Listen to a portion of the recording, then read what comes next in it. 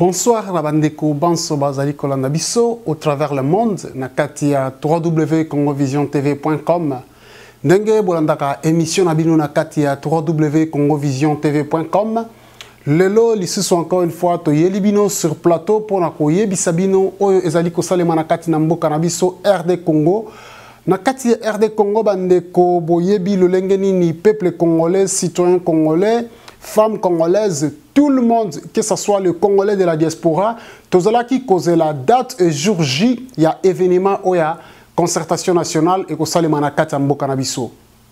Alors, il y a ngora lelo, émission nabino ya Tala Congo et bini encore une fois pona koyebi sabino tout ce qui s'est passé na kati amboka na biso na journée lelo samedi. Na kati plateau na biso, tozali bongo ko chia na mopepepe ko tambulisa message oyo pona koyebisa bino boye. Lelo samedi toyebi biso banso ete na mboka na biso ya RD Congo ezalaki jour J oyo il fallait ba débiter concertation lolenge et lobamaki. Yango wana bandeko ngai wabino humble serviteur Bonimenga na lobeli bino lisusu lelo likambo ona bisaki bino ke à la prochaine to koyela bino sujet oyo koyebisa biso pourquoi opposition ezali pe ko participer na kata destruction ya mboka na biso. Semaine passée, dans le message Nabiso, to pesa kibino avant, to lebela kibino concernant cupidité et puis ndengenini citoyen congolais moko azali ko détruire mboka na ye ya Congo. Lelo na plateau Nabiso to zali ko betela bino li solo moko o e ko ebisa bino concernant likambo etali concertation na mboka na biso pe pourquoi concertation wana elingi et salema. Pourquoi lelo oyo ba décider ko kutana pe ko débiter concertation. Tout au début, bande konangai. O ezali émission Tala Congo. Boyebi bino moko lolenge mboka na biso etambolaka na deuxième république. Na boyebi bino moko ndenge mboka na biso etambolaki na moment ya Vieux Léopard. Vieux Léopard akambaki mboka. Vieux Léopard akomaki na moment ya ko décider que CNS e ba ko salema conférence nationale souveraine.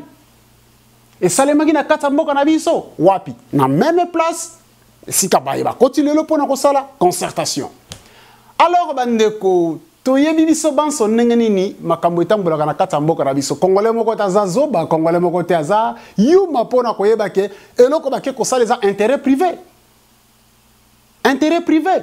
Moutura muta kei wana juste pona kolanda le montant oyo ba lobaki ke ba ko futa bango par jour. Ba kei wana pas pour l'intérêt de la nation. Ba kei wana pona ko solola masololini. Ndenge to lobaki ba kei juste pona ko ajouter mandat ya oyo azali mokambi ya Congo pour le moment. Oyo que citoyen congolais peuple congolais baza ko linga été. Pe bazali ko accepter jamais qu'il a été voté par le Congolais. Yango wana lelo bande konangai babandi concertation. Concertation wana. Concertation et débité. To moni biso moko. To yoka ba témoignage. Ba to ba loba. Ba solola. Mais likambo yo si la katena kata mboka na biso. Ya liboso tobeta sete tala ndenge ba chef coutumier ya Congo ba bimi pona koya ko soutenir concertation et que nani abosani que un chef coutumier azali responsable numéro 1 ya territoire na ye pe ya village na ye. Tant que un chef coutumier a accepté koya komi s'associer na eloko ozali ko aboutir na solution te, cela veut dire azako te kamboka au 100%. Parce que le chef coutumier est le responsable de toutes les âmes ozako habiter na kata village na ye. Si un chef coutumier accepte ya ko signer ba accord, cela veut dire a céder autorité ya mboka na ye na maboko ya diable. Tokei na deuxième lieu population yango moko basi ba betela biso ba témoignage na ba témoignage biloko ko bindela kabatu ko yembela kabatu yo somona en États-Unis Oso mona na ba Europe to na ba Occident wapi na wapi. Bato bazo bimaka liboso président ko binelaka ye ko gangaka. Bomona yango. Bomona wapi ministre to mu konzimo kwa ye na place boye population bimi bingi mo pona ko ya kozele na nzela. Seulement en Afrique, peut précisément si est dominant et fanda et lala pe ko lala kati mukolo mukile ko sila et ko zalaka kawane zaka kana Congo. Est-ce que va monter la population? Population musala na eka ko bima ko yembela batu. Ko ozo yembela nani po mutozo yembela ye akozonga nanda kuna ke ko lia. Yo siko muto binela ki o ningisi nzoto na okelia nini? Okelia nini? Eloko nini yo okende kolia na ndaku na yo yako silisi ko bina bina okomela nini yako silisi ko bina bina yango wana lelo yo tala Congo to bimi pona ko yo ko lobela bino pourquoi boza ko changer bizalelité pourquoi Congo eza ko changer comportement na ngote. Il est difficile pour le moment, difficile même dans les pays de l'Afrique. Pour moi, que bazobina ba ke ko bine la président, ko yamba président mais ko bina liboso ba ministre. Mais bande ko na bino bazo kufa na est, bande ko bazo kufa na ouest partout. To ko ba lelo te ke ezaka est non. Parlons du Congo, parce que Congo mo bimba bato bazako kufa na quatre coins. Ce bato ba kufi na masasité, ba kufa na poison. Ce ba kufi na poison te ba kufa na nzala. Ce ba kufi na nzala te ba kufa na conséquences toutes les conséquences possibles pour mutu vina et ezala stopper eza na Congo. Eza na kata Congo. Bande ko ezali mission tala Congo na ninga na bisaki bino tozali toujours ko continuer na katia événement na biso on na bisaki bino que lelo toza ko lobela likambo tali concertation. Pourquoi ba décider vraiment na katia concertation.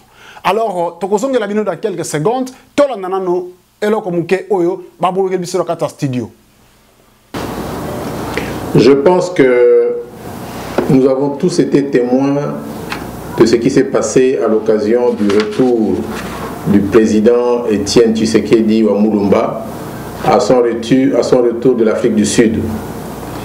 Et ce qui s'est passé à son retour a démontré que notre pays est sous occupation étrangère, notre pays est sous l'occupation des milices extrémistes, génocidaires, terroristes, criminels, sanguinaires, Tutsi rwandais, dont leur ancien chef, que le rapport des Nations Unies conduit par le professeur, le rapport d'enquête réalisé par l'Organisation des Nations Unies sous la conduite de Roberto Garretón, avait identifié comme étant le commandant Hippo, c'est-à-dire un des chefs de ces milices extrémistes génocidaires qui était l'auteur des génocides, des crimes contre l'humanité perpétrés au Congo. Alors vous vous imaginez ce génocidaire reconnu par les Nations Unies dans un rapport d'enquête, s'il vous plaît, devenu chef de l'État.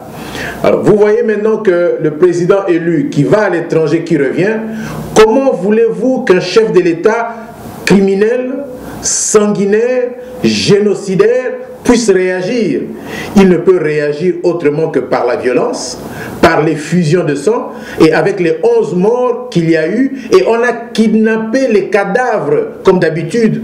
Ils kidnappent les cadavres, ils les font disparaître pour qu'on ne sache pas qu'il y a eu des morts. Donc talamwa mukeli kambango ndenge na yuko pesa eyano na mutuna yo tuni ya retour ya soki olobi que pour ba point wana que le président est criminel, sanguinaire. Alors, qui l'avait permis de sortir dans le pays, le président qui a été élu démocratiquement, Etienne Tshisekedi, qui l'avait donné l'autorisation de quitter le pays et d'aller se présenter dans des réunions qui s'est passées à l'extérieur, comme en Afrique du Sud et à Addis Abeba. Je pense que la sortie s'étant organisée dans des conditions de calme, parce qu'à son départ, le président Tshisekedi est parti incognito. Personne ne savait qu'il partait et les gens ont appris qu'il était parti. Donc, à ce moment-là, ça ne dérangeait pas le pouvoir sanguinaire, ce pouvoir qui a transformé notre pays en un camp de concentration comme l'avait fait Adolf Hitler en Europe avec le camp de concentration de Buchenwald, de Birkenau et autres. Notre pays aujourd'hui est devenu un camp de concentration, un camp de torture, un camp d'extermination massive des populations, un camp de déshumanisation des êtres humains congolais.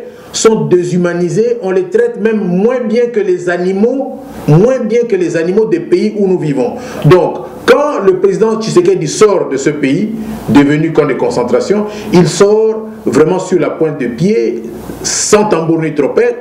Bino lisusu bandeko balandi sango ya émission Tala Congo de partout au monde ndenge bolandaka bilili na bino pe basango na bino na kati ya www.congovisiontv.com tozali ko pesa mbote mingi na kati ya Paris na ndeko na biso le seul qui reste et le seul qui sera le seul qui va remplacer bientôt le leader et le charismatique de la SAP, le grand prêtre de la religion Kitendi Kifi, mais maintenant il est encore et il va recommencer, le Félix Kayembe. N'oubliez pas, c'est l'homme simple, c'est l'homme qui connaît et qui sait en quel moment et pourquoi et comment il faut s'habiller. Félix Kayembe. Oyebi nalobaka soki nyau amuna no mpukute asanini. Afanda nye na kunzu. Nya afanda nye na kunzu. Azela era wona mpuku asali neta bouger nde nya wala kisaye siko manzaka. Allons encore une fois dans la ville de Phoenix, Arizona, notre bien-aimé confrère Ndeko Nangai Oyo, Abosa Narate, qui est Ndeko Zali, toujours Ndeko, Pe Nchombo et Katakate. Nous saluons encore une fois notre bien-aimé Delme Mabanza, Nakatia, Phoenix, Arizona. Et aussi, je ne cesserai de saluer ma petite sœur, ma belle petite sœur oya bengami na kombo ya Jolie Engoulé na kobosa na pete ko saluer lisusu bandeko nyonso bazali na kati ya Paris pe na kati ya Mboka RDC, tout le monde. Oui bandeko ndenge na bisaki bino yango wana tozongi lisusu na plateau pona ko yebisa bino botala lolenge nini concertation et débité na kati ya Palais du Peuple ezali eloko moko ya soni pe ya mawa batuneti ba Yerodia Batuneti ba Azari Artir Zaïdi Ngoma. Beaucoup de monde, oh, toko cité bango touté. Bazali na katia salwana. Bien aimé. Et ça soni pe mawa. C'est pour dire que un intellectuel au Congo n'est pas intelligent. Un intellectuel au Congo n'est pas sage. Je le dis, pas à tout le monde. Soyons sincères, pas à tout le monde. Il y a des gens que je peux citer comme le président. Pas à tout le monde. Il y a des gens intelligents et sages qui sont dans les pays, mais qui n'ont pas l'opportunité et le temps de se sortir et de parler. Alors, bandeko, naibisi bino loko wana, to moni population na biso, bandeko na biso, ba yaya na biso, ba mama na biso, ba papa na biso, ba oyo. Bandeko na kati ya diaspora bazako tika misala na bango. Bazako bima tongo lokola moi. Ko toke ba porte, ko ganga, ko loba, ko yebisa mokili que le pays va mal. Bandeko na ngai. Bandeko bazo tika misala. Pendant toute une année, mutatiki musala. A mis se sacrifier juste pour na ko bundela bandeko na ye o batikali na mboka. Bundela bandeko na ye o batikali na mboka. Ko lakisa na mokili ete Congolais a ko souffrir pour rien. Tout le mal qui existe au monde, o yebengami na kombo mal. Ça existe au Congo. Un pays riche mais si pauvre. Alors, yango wana, eloko zo kamwisa biso lelo ezali komona ete bandeko oyo tozali kochela mayele makanisi force même ya nzoto esprit pe connaissance kokende ko bundela bango tongolo kola moi mais baza ko comprendre te que baza ko vivre na kati ya Sodome pe Gomorre baza ko vivre na kati ya enfer.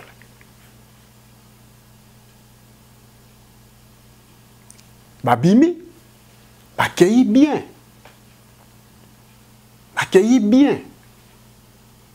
Bakomi, babini, bayembi, basepeli. Mais mutono nangai, encore une fois nazongeli. Obini, osepeli, obini bino ningisinzo tonayo. Ozongi nanda kunayo. Okolia nini? Okomela nini?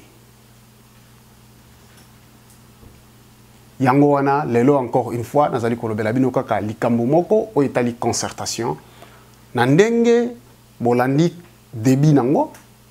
To continuer nango tito komisa yango na suka totala eloko nini kobima kuna. Mais n'oubliez pas mutu nyonso oyo akoti na kati ya concertation wana ayebi bien que concertation eza na bit moko pour ko ajouter mandat ya Joseph Kanambe a continuer pouvoir na ye. Yango na biso pe lolenge toyebisaki bino bandeko to bandi ko kende na suka ya émission na biso mais eloko moko to koyebisa bino ezali pona bomeka kotala malamu nini Congolais aza koluka na kati ya mokili ya Nzambe oyo. Nini tolingi tosala na mikolo eza koya. Parce que gouvernement wana ya Union nationale ezali gouvernement moko ekosimba te. Mobutu a déclaré la conférence nationale souveraine. Et ça les maquis. Bato bazwaki ba mbongo. Bato basepelaki. Mais à la fin des comptes, conférence nationale souveraine, même maki mboka wapi. Échange ki loko nini. Tandis que dictature yaki lisusu makasi. Souffrance et bakisami. Militaire a fongoli misu. Bakomi ko beta population, ko yiba population, ko sala population nyo sengeli salema. Na esprit a bien. Non, na bosani esprit a bien. Et banda hein? Bien aimé. Tozo bate soki tozo kende suka wapi to toko sukela wapi na kata mboka wana ya Congo RDC. Yango wana lelo bandeko na ngai nazali kolobela bino eloko moko kaka. Ba oyo bazali na mayele pe na bomoto. Ayebi ete concertation eza ko mema litomba na mboka te. Ne jamais oser akobima même na nzela o bakisela bango nombre ke ota la population bimaki na nzela et sepelaki. Bima peut-être na panneau na nzela pour dire non aux concertations. Yango na bandeko ndenge bolandaka biso toujours na kati ya www Congo Vision TV. Tozali lisusu kopesa bino mwa eloko muke au studio ebombelaki biso tolanda pona toyeba lolenge nini makambo ezali kotambola na kati ya mboka. Kabila maso! Kabila maso! Kabila maso!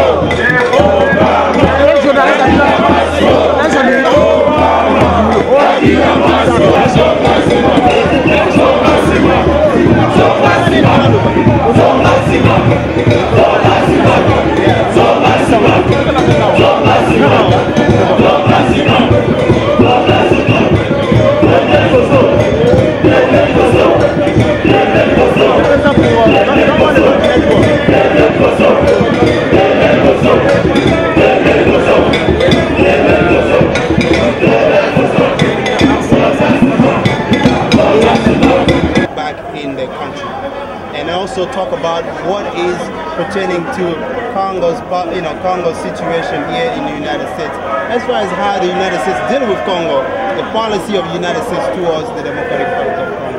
So that's what we do. Now, today we're here is because we realize that the government of the United States, number one, doesn't help the people of Congo as far as democracy is concerned. We had election in Congo, and the election been rigged. The results have been rigged.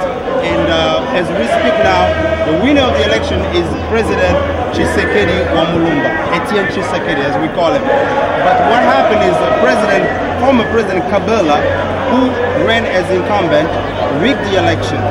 He changed the results at the end.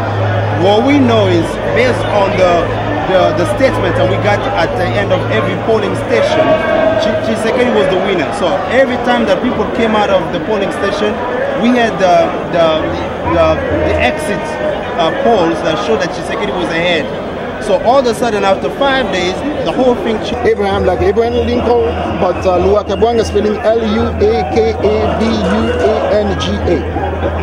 And tell me a little bit about why you're here today and what you're most frustrated about. What's your message? 6 million people have been killed in the Congo in a period of less than 15 years. Nobody says anything. This is genocide. Actually, we do have elections last year on November the 20th. And the result that came out was a false one because the one who was declared president is a loser. We wrote several memos to the Congress, to Mr. Obama, to all the representatives saying that there is a situation going on in the Congo. 48 women being raped per hour in the east side of the Congo. Nobody wants to say anything about that. We're asking ourselves the question, are we the last people in the world, or CNN is going to do its job? How many people should be killed in the Congo for you to report, to send your camera out there to start talking about the truth? That's the reason why Congolese from 25 states are here, ready to show, to say a word to the world saying that we are in a bad situation in the Congo. And tell me specifically about the tour that you guys are taking, because I know that you started at Union, you're coming here, and then you're also going to the White House. So tell me about how you got everybody mobilized. Just take me through the day a little bit about what this is. Congolese people are well organized. We do have community in among each state. So we had several meetings, conference calls, and for this to be put in place, it took us more than a month to get this ready.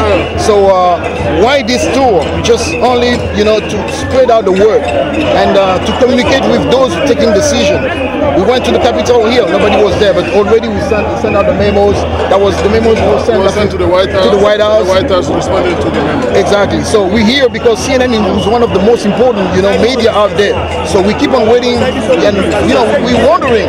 The other people that marched in Atlanta, in front of CNN headquarters. Nothing was spread out in Los Angeles, Denver, Colorado, New York, all those cities. People went down there, Congolese people, and we didn't see any report about that. So we decided today in Washington DC to come over. And now I thank God because you're there, and I hope we're going to see this on TV for our 6 million being killed and 7 million being frustrated for the result of the elections. So from here, we're going to head down to Mr. Obama. Please let him know, because we have a lot of Congolese who are American citizens.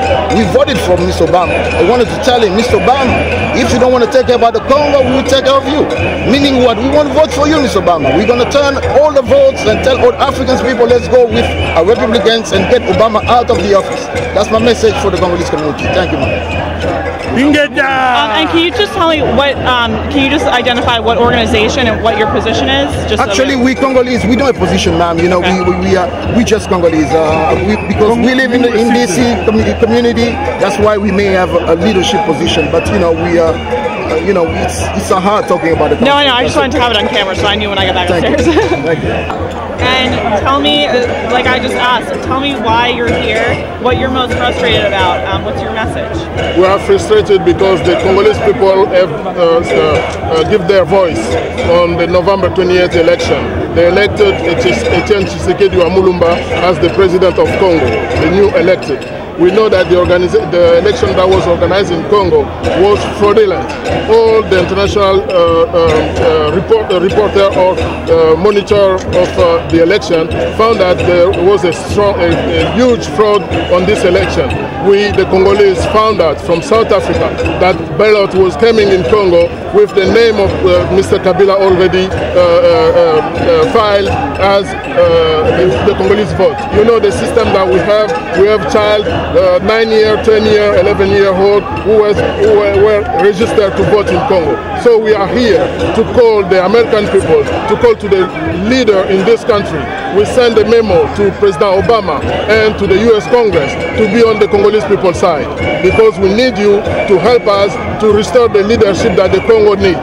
Congo is not only the source for natural resources.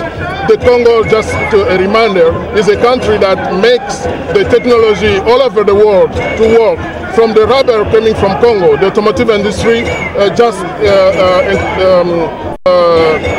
the boom in the automotive industry came with our ancestor Chop's end.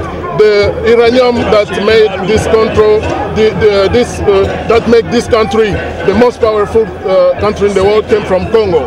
And the last thing is that the coltan that we use for all our cell phones came from Congo. That is very, very important that the Congo can help us you can help us to restore the leadership in Congo. And for people who in the United States who might not be familiar with the Congolese culture, you seem very outspoken. Just tell our viewers what they should know about the Congolese culture. You have been given more space to Paul Kagame coming here, saying who are the Congolese leader. We are here. Everybody knows that we come from Congo. Then when we speak English, we can speak with some accent from French because we're a French speaker. But it's not a shame to speak with a French accent on CNN TV. Even if we may have a translator to pass our message. The Congolese people has been ignored for long. We lost 6 to 10 million people. We are calling to your viewer to come close to the Congolese. We don't speak. We speak French. We're learning to speak English. But today, around myself, we have Congolese American who can talk to you about what's going on in the Congo. Your viewer need to pay attention on what is going on in the Congo.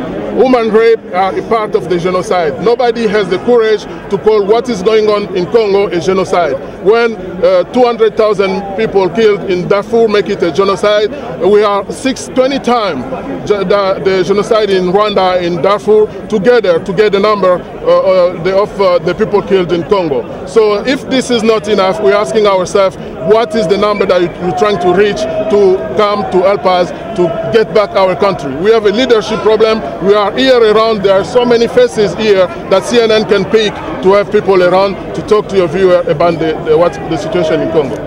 And then M-A-T-A-N-D-A. And tell me why you're here today and what your message both here and to the White House is. Our main message is addressed to the President Obama.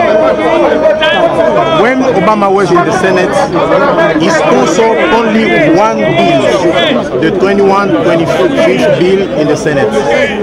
This bill was about the genocide that is going on in Congo. But since Mr. Obama became president, he's doing nothing to end the genocide that is going on, the atrocities that is going on in Democratic Republic of Congo. We know that Obama is the first African origin president here in America.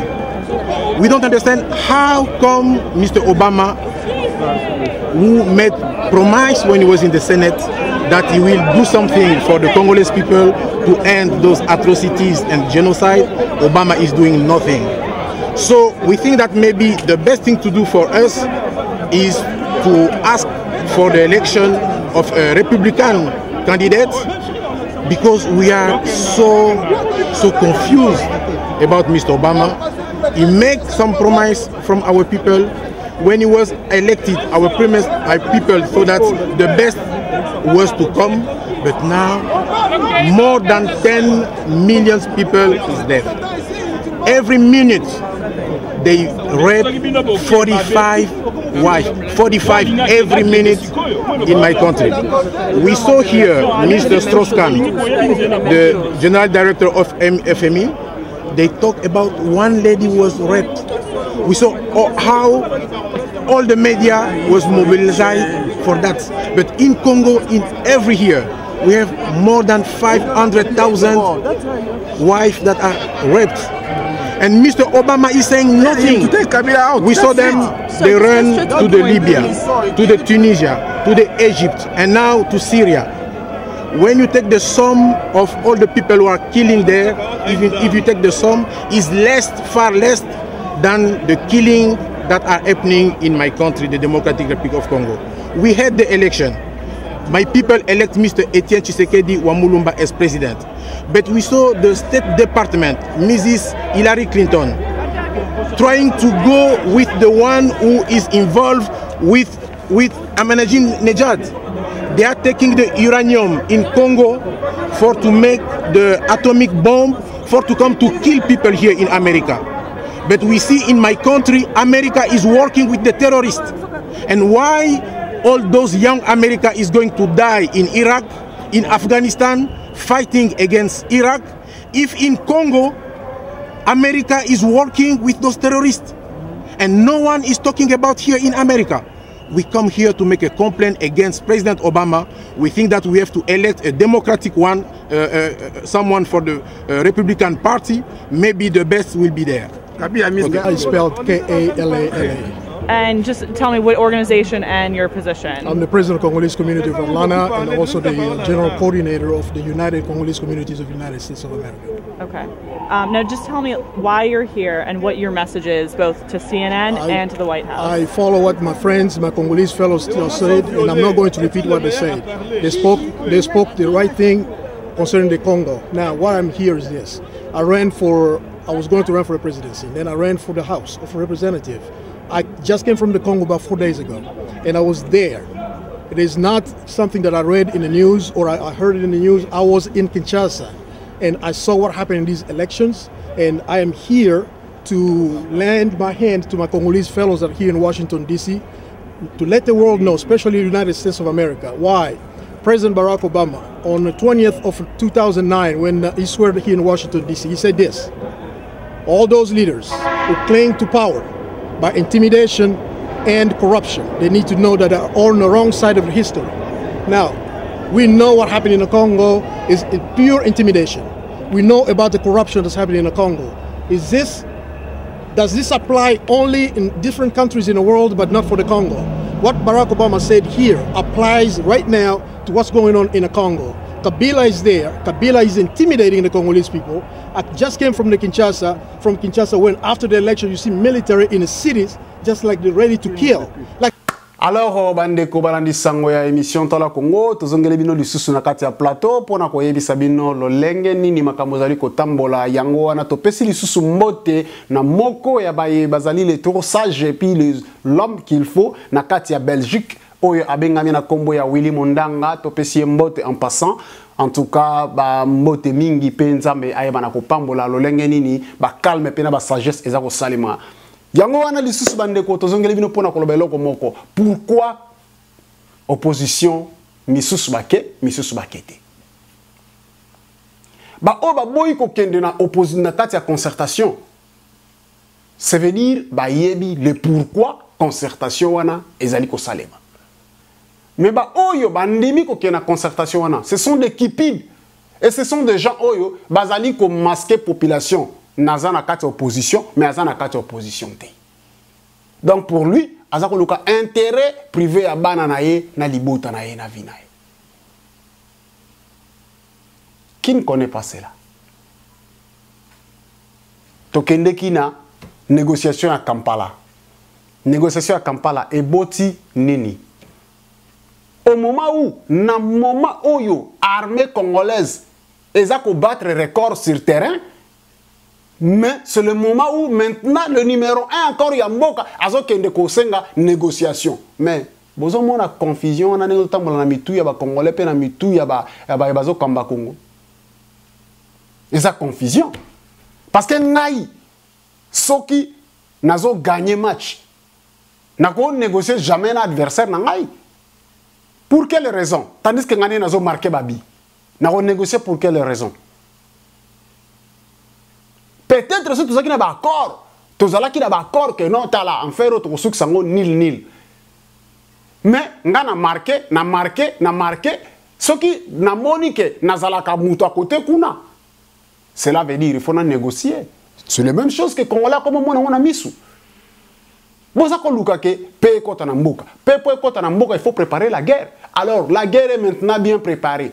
Soutien aux Nations Unies. Maintenant, encore yo, Obengami na kombo ya président, dont tu ne mérites même pas aux autres qui ont sous kosenga renégociation. Mais obo kendo sala liboso, ezaki pona nini? Pourquoi moi ma population a distraction? Population congolaise fongola misu. Fongola misu. Ce qui va une négociation, bino bo toucher appareil économique à l'État na sima. Ce va une négociation, bino bo yeba ndenge nini boko traiter makambo na bino na sima. Mais pourquoi to la mukate? Ba Libyen, ba lamuka, ba Libyen ba lamuka. Mais pourquoi Congolais la mukate? Alors bandeko yango wana lelo ezake loko to bino kaka likamuke wana soki batu mususu ya opposition ba boyi likambo ke na concertation c'est parce que ba yebi même il y a d'autres personnes ba fanya bandaku mais moi chweke yaka kobosa na teke il y a toujours des corruptions au salé markata pays l'opposition aussi mange l'argent so bolinga la prochaine to bandako citer sikoyo moko na moko ndenge nini to yebi mbongo ele kanaka ndenge tous aura information baza ko la payer mais bazo tromper vigilance d'abino que baza payer ti ba de ko biso mususu baganga ngana na Belgique ba okende concertation mais to pesa ki bango fait vers ba kende mais ba okende ba bo sanate talaka mansa bato ba koti wana ba grand leader ya poison ba grand charismatique ya ko bomisa bato.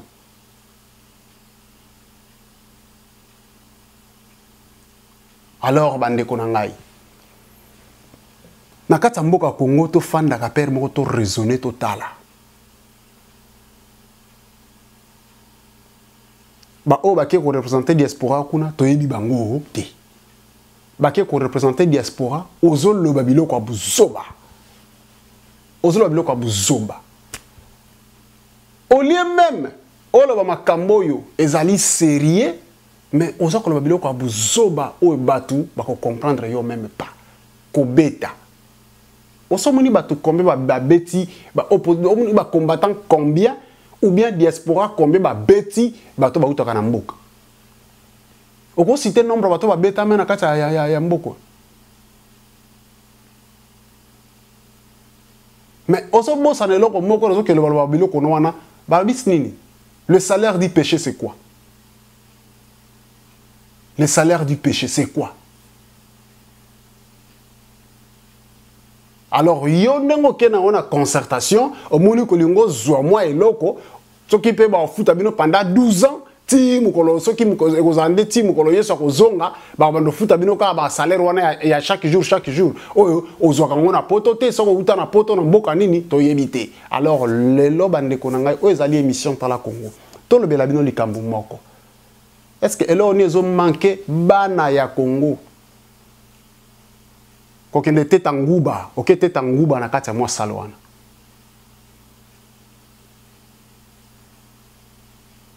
Non, il faut qu'on la mukati. Il faut qu'on la muka moko. Il faut qu'on la muka. Il faut qu'on la muka. Koloba, kuganga, pe ko la kisaite, ça ne va pas.